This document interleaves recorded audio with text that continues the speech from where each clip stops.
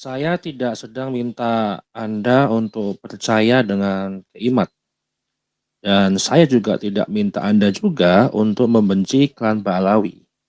Tapi saya cuma minta satu hal, jujur pada perubahan yang sedang terjadi di depan mata kita melalui publik digital. Kenapa saya cenderung untuk meriset publik digital? Karena seluruh narasi baik pro Keimat dengan pro Ba'alawi itu disampaikan di sosial media.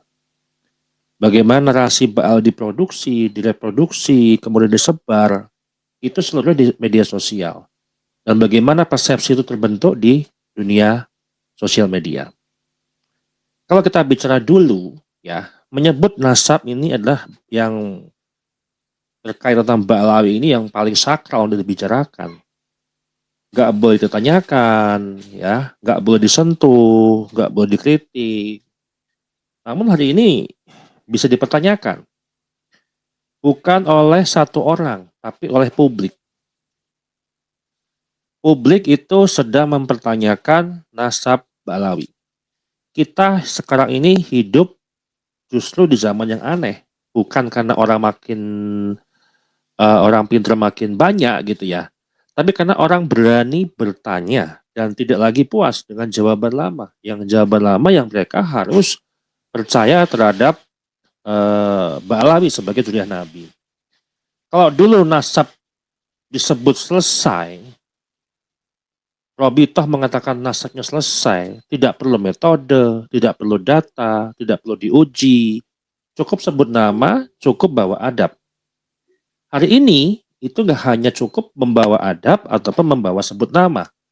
Karena kepercayaan publik bukan sebuah warisan, tapi hasil proses. Publik belajar, mengkaji, mendalami, dan menyimpulkan.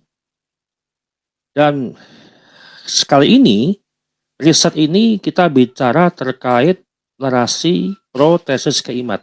Yang kemarin kita bahas adalah narasi yang terhadap Ba'alawi, ya, pro dengan Ba'alawi. Kita bicara kepercayaan publik, sesuatu yang bisa diukur.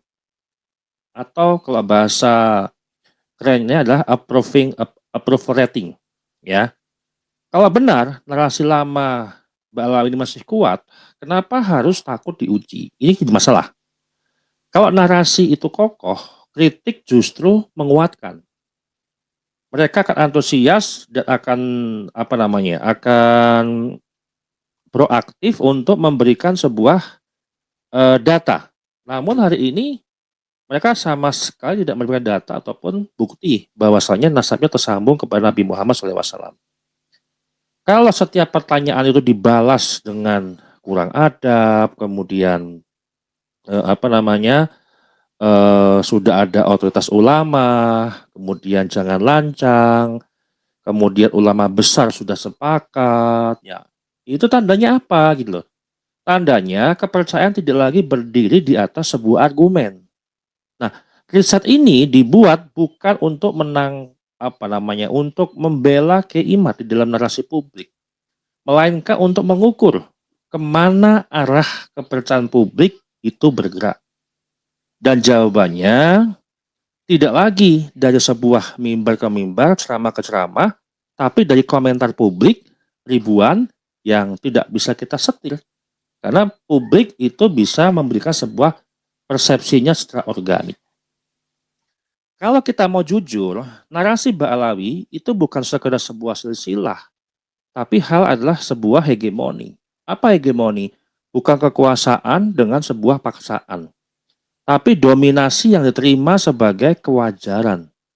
Jadi hegemoni ada tiga. Yang pertama, tidak perlu dijelaskan, tidak perlu dipertanyakan atau nggak boleh. Yang ketiga, yang bertanya dianggap bermasalah atau yang bertanya dianggap kurang adab. Dan selama puluhan tahun nasab Ba'alawi itu berada di situ, di tiga macam hegemoni. Masalahnya bukan pada klaim, masalahnya pada cara klaim itu dipertanyakan. Setiap kali ada kritik, ya, responnya hampir semua sama. Responnya itu konsisten, ya, membawa nama ulama besar, narasi adab, kemudian emosi yang langsung menyerang kepada pengkritiknya, ataupun lebih menyerang secara emosional ataupun secara personal. Tapi parahnya tidak pernah membawa metodologi. Kalau ini ilmiah, ya mana metode uji silsilahnya? Kalau ini sejarah, mana standar verifikasinya? Pertanyaan itu tidak pernah dijawab tuntas, yang ada hanya ditutupi. Oke, kita sekarang masuk ke dalam riset. Kenapa riset ini tidak memakai pendapat ulama? Yang pertama kita luruskan, ya. Riset ini tidak bertanya siapa yang paling alim. Riset ini bertanya siapa yang paling dipercaya oleh publik. Karena itu, pendapat ulama itu bukan objek. Ceramah itu bukan penentu, dan otoritas itu bukan alat ukur. Yang diukur itu hanya satu, respons publik secara nyata. Di mana? Sosial media. Karena ruang diskursus nasab ini ada di sosial media. Kalau publik masih percaya kepada narasi Ba'alawi, datanya akan muncul. Tapi kalau publik bergeser ke Kiai Imad, itu juga akan muncul. Tidak ada yang bisa disembunyikan, karena siapapun itu bisa mengakses data itu secara mandiri. Silahkan boleh dicek. Oke, objek riset itu juga bukan orang, tapi adalah sebuah narasi. Ini penting untuk disampaikan.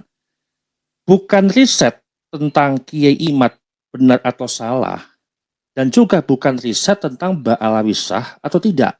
Ini kita bedakan kajiannya. Ini riset tentang persepsi publik terhadap sebuah narasi, baik pro Kiai Imad ataupun pro Ba'alawi. Dan kita bagi menjadi 3 klaster. Yang pertama, narasi pro tesis Kiai Imad. Itu meliputi video ceramah, video diskusi, video potongan kajian, fokus terhadap argumen, metode, kritik, dan nasab. Yang kedua, narasi amplifier, ya, tokoh pendukung masing-masing, kanal penguat, video reaksi dan pembelaan secara metodologis. Dan yang ketiga adalah narasi penantang, antitesis ataupun narasi pro Ba'alawi, video bantahan, video pembelaan Ba'alawi, video framing adab dan otoritas, ya. Publik itu tidak diwawancarai.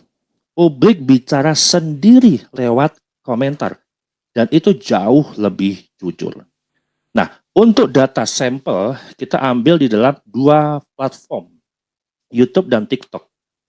Dan kemudian sedikit data yang kita ambil sebagai pembanding di Facebook. Kenapa cuma YouTube dan TikTok? Kenapa bukan survei nasional? Atau kenapa hanya platform media sosial? Media sosial adalah konflik narasi yang paling terbuka, khususnya YouTube. Bisa membuat atau memuat video panjang. Alasannya, komentar tidak bisa diseleksi seorang peneliti. Kemudian identitas publik itu beragam.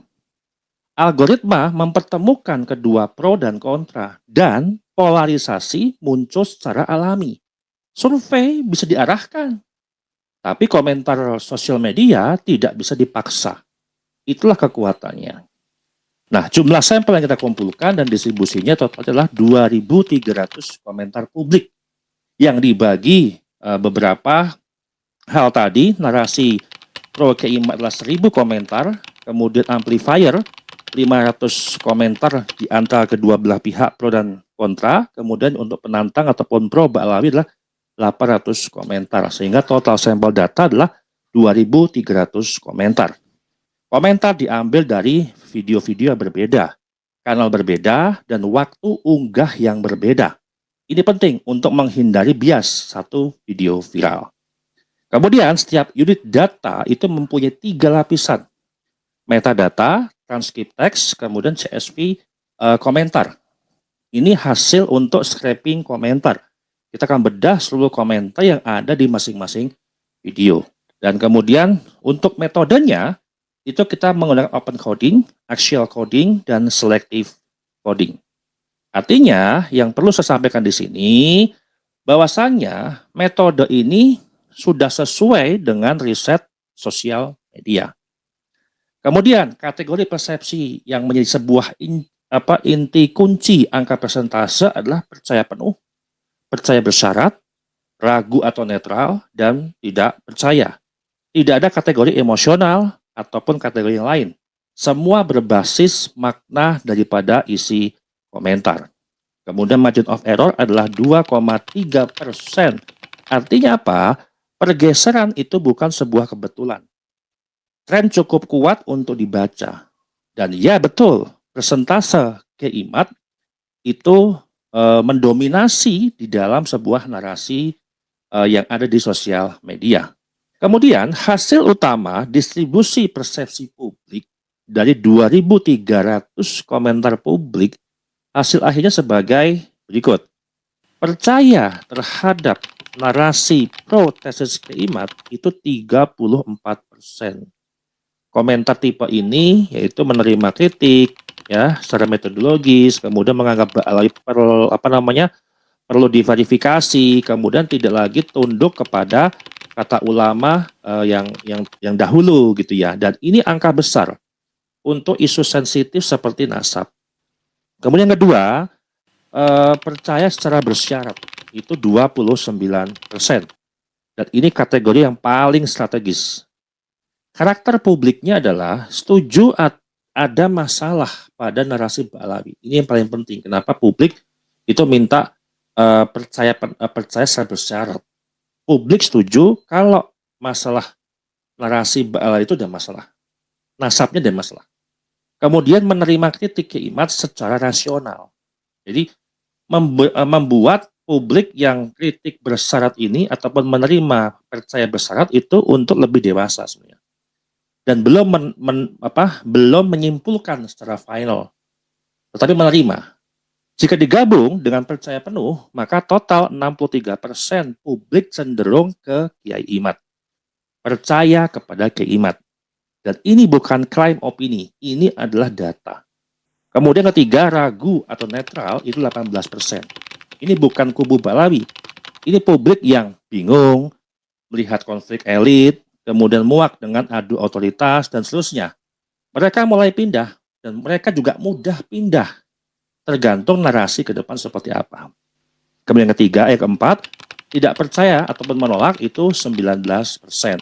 Ini inti pembela Ba'alawi, framing adab, serangan personal, klaim ulama dunia, emosional dan defensif, dan ini lebih kecil dari gabungan publik pro Kiai Imad. Nah, kenapa kalau saya katakan 63% itu bukan manipulasi? Itu kan pertanyaannya gitu kan. Bukannya digabung itu curang? Jawabannya tidak. Karena dalam riset persepsi, percaya bersyarat itu sama dengan arah kecenderungan. Bukan netral dan bukan juga menolak. Kalau Anda menolak itu menjadi sebuah gabungan, maka survei elektabilitas politik juga tidak sah. Kenapa? Karena belum menentukan pilihan, tapi selalu dihitung itu sebuah arah. Dan ini adalah standar riset sosial, bukan akal-akalan.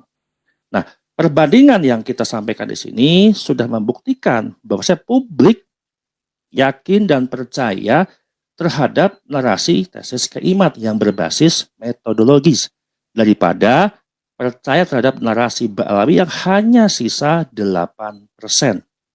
Ya, kalau misalkan keimat 34% percaya penuh, apakah bertentangan? Tidak, justru inilah konsisten. Kenapa? Ba'alawi menggunakan narasi lama, defensif atau sakral, keimat itu narasi baru, rasional, dan pembuka sebuah keraguan. Dan publik lebih mudah menerima kritik daripada mempertahankan klaim tanpa bukti. Dan itu bukan psikologi sosial. Demikian dari saya. Terima kasih.